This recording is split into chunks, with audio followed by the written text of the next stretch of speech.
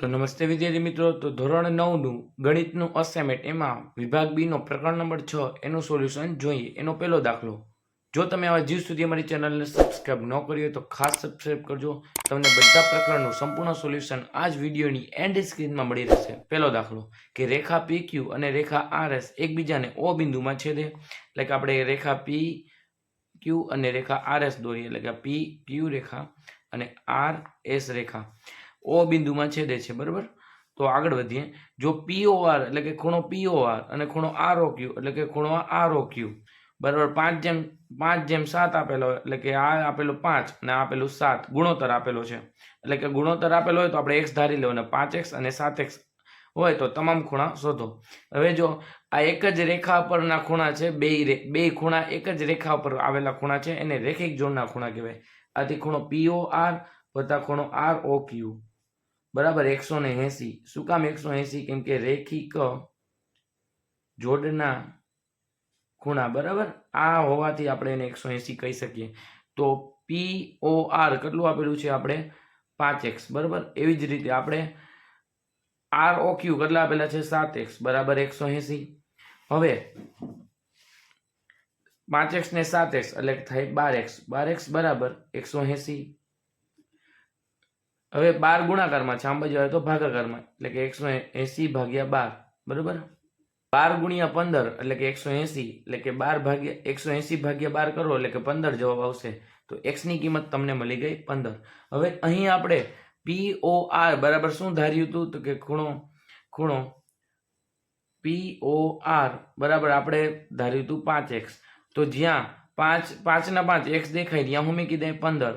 તો 15 પીચા 75 એટલે કે ખૂણો POR એટલે કે આપણે મળશે અહીંયા 75 બરાબર. તેવી જ રીતે આપણે ખૂણો ROQ ગોતી. તો ખૂણો ROQ બરાબર આપણે શું છે? 7x. તો જ્યાં x દેખાય ત્યાં મૂકીએ આપણે 15. એટલે 15 + 105 એટલે કે આપણે ROQ મળશે 105. એટલે કે અહીંયા આપણે ROQ મળી ગયું 105. હવે જો ROQ બરાબર 105 હોય તો એનો સામેનો ખૂણો એ અભિકોણ કહેવાય, સામસામેના કોણ. તો એ પણ કેટલું હોય? 105. હવે આ 75 તો સામેનો કોણ પણ અભિકોણ એટલે કે એ પણ 75. એટલે આપણે બધા ખૂણાના માપ મળી ગયા. હવે આપણે અહીં સમજી લીધું, પણ હવે લખવું જરૂરી છે. આથી તમે શું લખશો? કે ખૂણો POR એને બરાબર સામેનો ખૂણો શું થાય છે? QOS બરાબર બરાબર 75. તો એટલે QOS પણ 75 અને POR પણ 75. એવી જ રીતે ખૂણો ROQ બરાબર ખૂણો POS અથવા તો SOP બરાબર GQI બરાબર 105. તો અહીં ચારે ખૂણાના માપ મળી ગયા બરાબર. તો દાખલો થયો પૂરો. અગાઉનો બીજો દાખલો ખાસ જોજો. તો હવે દાખલા નંબર 2 કે શું છે? કે કિરણ AX એ ખૂણા BAC નો દ્વિભાજક છે અને કિરણ AY એ ખૂણા XAC નો દ્વિભાજક છે. તો ખૂણો BAY બરાબર 60 હોય તો BAC શોધો. એટલે આકૃતિ આની આવી મુજબ બનશે કે ખૂણો BAC નો દ્વિભાજક કોણ છે? AX, કિરણ AX બરાબર. તો પેલા ખૂણો આપણે શું દોરીએ? BAX. આપણે આ ખૂણો દોર્યો BAX. હવે એનો દ્વિભાજક કોણ છે? કિરણ AX. એટલે કે બે સરખા ભાગ કરે એને કરે દ્વિભાજક કહેવાય. એટલે કે આ ખૂણો અને આ ખૂણો બે કેવા થાય? સરખા બરાબર, એનો દ્વિભાજક. અને AY એ ખૂણા XAC નો દ્વિભાજક હોય. તો કે AY સોરી C આવશે, BAC. એટલે કે ખૂણો BAC નો દ્વિભાજક AX અને AY એ ખૂણો XAC નો એટલે કે XAC નો દ્વિભાજક છે. તો ખૂણો BAY 60 નો હોય એટલે કે ખૂણો BAY એટલે કે આટલો ખૂણો 60 નો હોય તો BAC શોધો. એટલે કે BAC એટલે કે આખો ખૂણો આપણે ગોતવાનો છે. એટલે કે આપણે આટલોનું માપ મળી જાય અને આનું માપ બરાબર આખો ખૂણો ગોતવાનો છે. આપણે BAY સુધીનું માપ આપેલું છે 60. તો એમાં આપણે ખૂણો BAC ગોતવો છે ને, તો આપણે ધારી લઈએ કે ધારો કે આપણે ખબર નથી ખૂણો બી એ સી કેટલું છે, એટલે કે ધારો કે ખૂણો બી એ સી બરાબર આપણે એક્સ ધારી લેતા, બરાબર, એક્સ લેતા, શું ધારી લીધું, એક્સ લઈ લીધું. તો હવે શું થશે કે ખૂણો અહીં એ એક્સ છે, અહીં કિરણ એ એક્સ એ ખૂણા બી એ સી નો દ્વિભાજક છે, ખૂણા બી એ સી નો શું છે, દ્વિભાજક છે, બરાબર. તો આથી શું થશે કે ખૂણો બી એ એક્સ એટલે કે ખૂણો આ અડધો ખૂણો બી એ એક્સ એટલે ખૂણો બી એ એક્સ બરાબર અડધો ખૂણો એક્સ એ સી એટલે કે અડધો ખૂણો એક્સ એ સી એટલે કે આ અડધો, બરાબર, એના બરાબર આખો ખૂણો એને આપણે આવી રીતે 1/2 તરીકે બી એ સી લખી શકીએ. ખૂણો બી એ સી આ 1/2 શું કામ લખ્યા, અડધા શું કામ લખ્યા કે અડધો બી એ સી, આ બધા ત્રણે એકબીજાને બરાબર થાય. આપણે બી એ સી બરાબર શું ધાર્યું છે કે એક્સ ધાર્યા, તો અહીં લખીએ કે ખૂણો બી એ એક્સ અહીંથી જોઈને ખૂણો એક્સ એ સી બરાબર અડધા બી એ સી બરાબર આપણે એક્સ ધાર્યા હતા ને, તો અહીં લખીએ એક્સ, બરાબર. તો આપણે એક કિંમત મળી ગઈ, બરાબર, કે બી એ એક્સ બરાબર એક્સ એ સી એટલે કે એક્સ ના છેદમાં 2, એક્સ ને એક હારે ગુણો તો એક્સ ના છેદમાં 2 કહેવાય, બરાબર, એટલે કે અહીં લખીએ કે એક્સ ના છેદમાં 2, બી એ એક્સ બરાબર એક્સ ના છેદમાં 2 અને એક્સ એ સી પણ એક્સ ના છેદમાં 2. તો હવે આપણે આ બી આટલો ખૂણો અને આટલો ખૂણો એ આપણે મળી ગયું એક્સ ના છેદમાં 2 અને એક્સ ના છેદમાં 2. હવે એવી જ રીતે આપણે એક્સ એ સી ને ગોતીએ, બરાબર. જેવી રીતે આપણે બી એ એક્સ અને એક્સ એ સી મળી ગયા, એવી રીતે હવે આપણે આ એક્સ એ સી નો દ્વિભાજક એ વાય છે તે લખીએ કે અહીં કિરણ કોણ એ વાય એ ખૂણા એક્સ એ સી નો દ્વિભાજક છે. આથી દ્વિભાજક હોવાથી એક્સ એ વાય ખૂણો એક્સ એ વાય બરાબર ખૂણો શું થશે વાય એ સી, એને બરાબર ખૂણો વાય એ સી, એટલે કે આ ખૂણો ના ખૂણો એકબીજાને કેવા હોય, સમાન. ક્યારે સમાન હોય, કેમ કે દ્વિભાજક છે. એને બરાબર અડધા શું કહી શકો તમે, એક્સ એ સી, બરાબર, એક્સ એ સી એટલે કે અડધા એક્સ એ સી. તો આપણે એક્સ એ સી ની કિંમત ખબર છે, આગળ આપણે મેળવી એક્સ એ સી બરાબર ખૂણો વાય એ સી બરાબર 1/2 આપણે એક્સ એ સી ની કિંમત મળી હતી, કેટલી મળી હતી, એક્સ ના છેદમાં 2.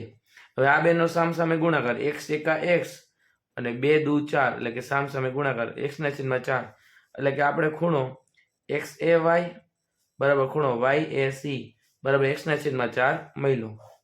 એટલે કે આપણે છે ને આ આટલો ખૂણો છે ને આટલો ઈ મળ્યો એક્સ ના છેદમાં 4, આ આટલો ખૂણો મળ્યો તો એક્સ ના છેદમાં 2. હવે ખૂણો બી એ વાય બરાબર કેટલો આપેલો છે, એ લોકોએ રકમમાં 60 આપેલો છે.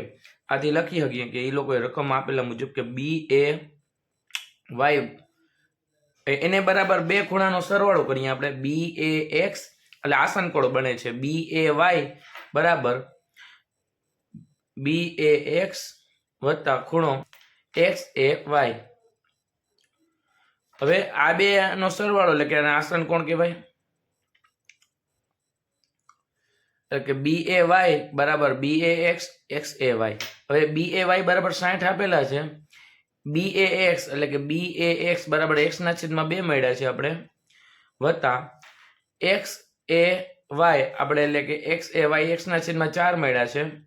હવે આ બે વચ્ચે ચોકડી ગુણાકાર થશે, બરાબર, એટલે કે 60 ના 60 એમ ને એમ 4 8 એક સાથે ગુણાય એટલે 4x, 2 એક સાથે ગુણાય એટલે કે 2x, 4 દુ 8 અને 8 ભાગાકારમાં છે બરાબર ની આમ જાવ તો ગુણાકારમાં એટલે 60 ગુણ્યા 8 બરાબર 4x વત્તા 2x.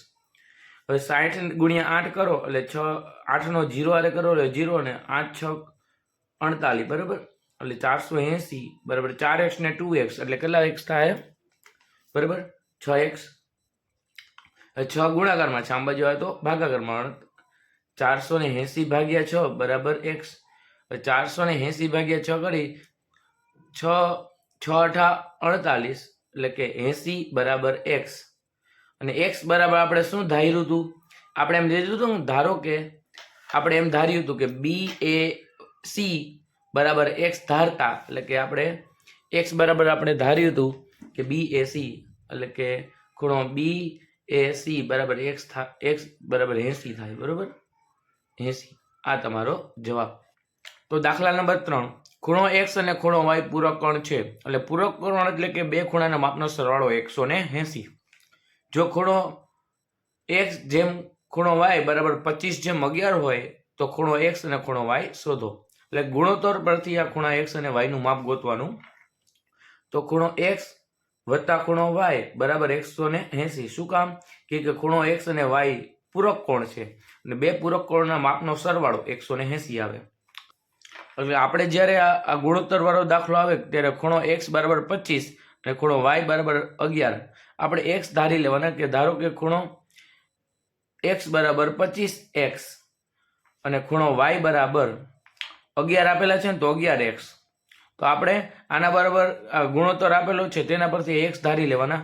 હવે ખૂણા x ની કિંમત આમાં મૂકવાની છે, ખૂણા y ની કિંમત આમાં મૂકવાની છે.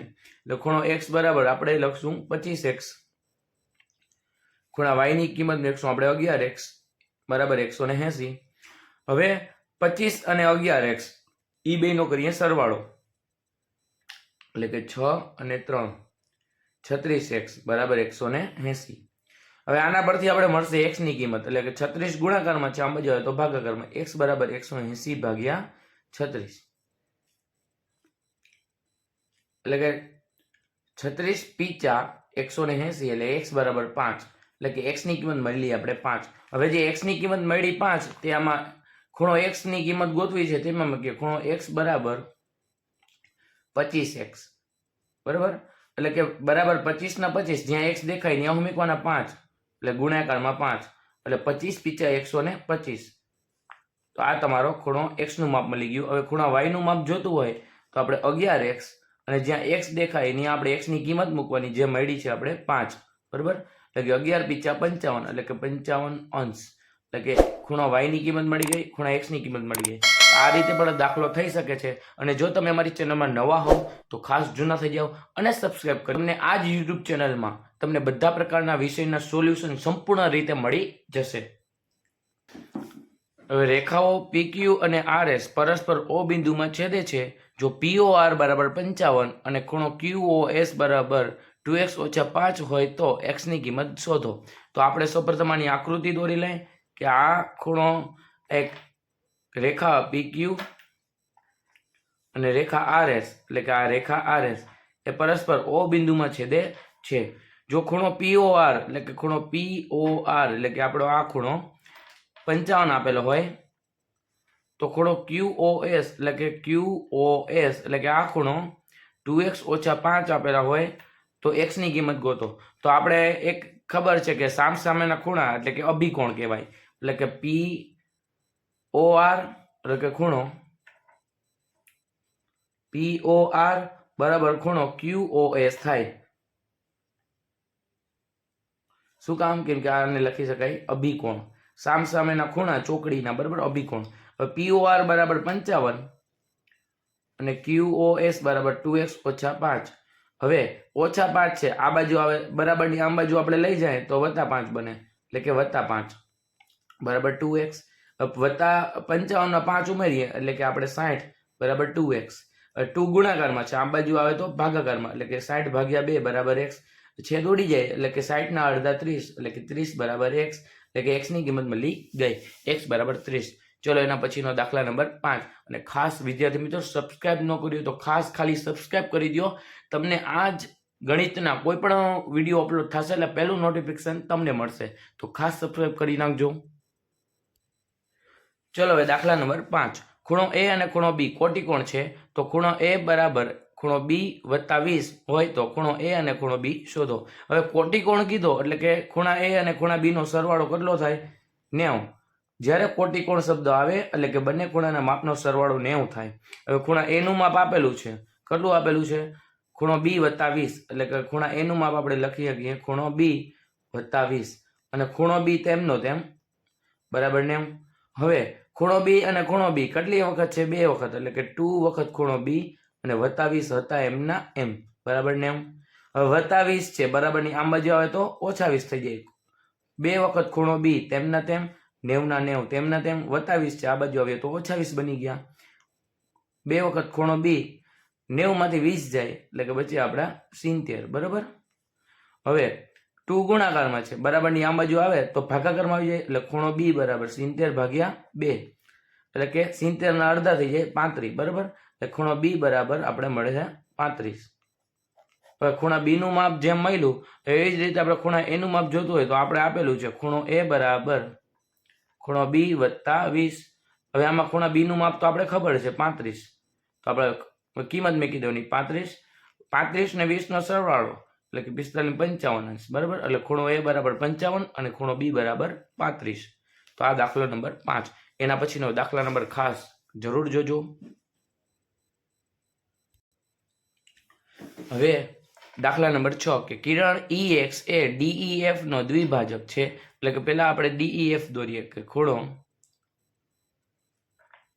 DEF નો દ્વિભાજક કોણ છે? EX એટલે કે અડધે બરાબર એકદમ અડધો x એટલે કે EX છે એ DEF ના બે સરખા ભાગ કરે છે, ખૂણો એક આ અને ખૂણો એક આ. એવી જ રીતે EY કિરણ EY એ DEX એટલે કે DEX એટલે કે આનો દ્વિભાજક છે. કોણ? તો કે EY. આ EY છે એ DEX નો દ્વિભાજક છે. તો DEX એટલે કે DEX એટલે કે આટલો ખૂણો આપણે આટલો ખૂણો આપેલો છે 42 અંશ બરાબર હોય તો YEF એટલે કે YEF એટલે કે આપણે આટલો ખૂણો ગોતવાનો છે અને DEF એટલે કે આખો ખૂણો DEF ગોતવાનો છે. એટલે કે આપણે જે ગોતવાનું છે એ આવી રહ્યું બરાબર. આ બે વસ્તુ આપણે ગોતવાની છે. તો સૌપ્રથમ આપણે લખી શકીએ કે અહીં કિરણ EX બરાબર EX એ ખૂણો DEF નો દ્વિભાજક છે. તો દ્વિભાજક હોવાથી આથી તમે શું લખી શકો? ખૂણો DEX એટલે કે ખૂણો DEX બરાબર ખૂણો શું લખી શકો? XEF એટલે ખૂણો XEF. બીજું કે ખૂણો DEX બરાબર તમને આ કેટલો આપેલો છે? DEX તો કે 42. તો આપણે DEX બરાબર લખીએ 42. જો DEX 42 થાય તો ખૂણો XEF એટલે કે આ ખૂણો પર કેટલો થાય? 42 જ થાય. તો આ 42 આ 42 તો આ બેનો સરવાળો કરી નાખો તો DEF મળી જાય એટલે કે આ ખૂણો મળી જાય બરાબર. તો આપણે લખી શકીએ કે DEF એટલે ખૂણો DEF બરાબર બે ખૂણાનો સરવાળો એટલે કે DEX એટલે કે ખૂણો DEX વત્તા ખૂણો શું બનશે? XEF ખૂણો XEF બરાબર. શું કામ થાય કે આસન કોણ, બે ખૂણાના માપનો સરવાળો આસન કોણ બરાબર. અહીં આસન કોણ બને છે. તો હવે DEX કેટલા મળ્યા આપણે? કેટલા છે આપણી પેલા 42 અને XEF પણ 42. તો 42 ને 42 એટલે કે આપણે આવશે 84 બરાબર. તો આખો ખૂણો એક DEF મળી ગયો. હવે આપણે શું ગોતવાનું છે કે ખૂણો YEF એટલે કે YEF એટલે કે આટલું ખૂણો ગોતવાનો છે.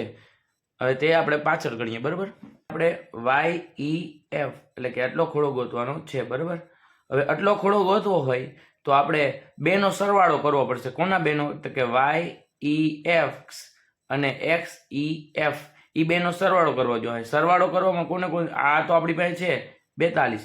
હવે આટલું માપ ગોતવાનું છે. તેના માટે આપણે લખી શકીએ કે અહીં કે EY કિરણ EY એ ખૂણો DEX નો એટલે કે ખૂણો DEX નો દ્વિભાજક છે.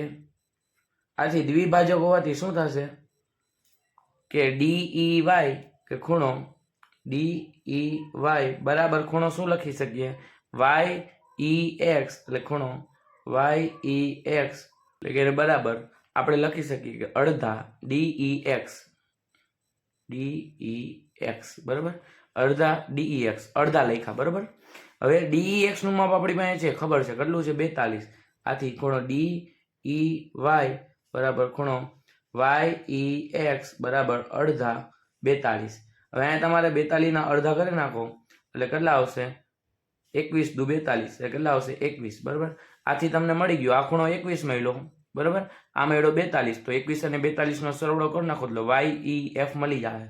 તો એ આપણે બરાબર કરીએ કે ખૂણો YEF બરાબર બે ખૂણાનો સરવાળો એટલે કે ખૂણો YEX વત્તા XEF બરાબર લખીએ આસન કોણ. હવે આપણે YEX નું માપ આપણે આપેલું છે 21 મળ્યું હમણાં બરાબર. આ 21 મળ્યું અને બીજું આપણે 42. હવે એ બેનો કરીએ સરવાળો 21 અને 42 એટલે કે આપણે 6 અને 3 63 અંશ બરાબર. એટલે કે આપણે ખૂણો YEF પણ મળી ગયો. તો અહીં તમારું પ્રકરણ નંબર 6 સંપૂર્ણપણે પૂરું થયું. અને જો તમે હજી સુધી સબસ્ક્રાઇબ ન કર્યું હોય તો ખાસ સબસ્ક્રાઇબ કરો ને કરો.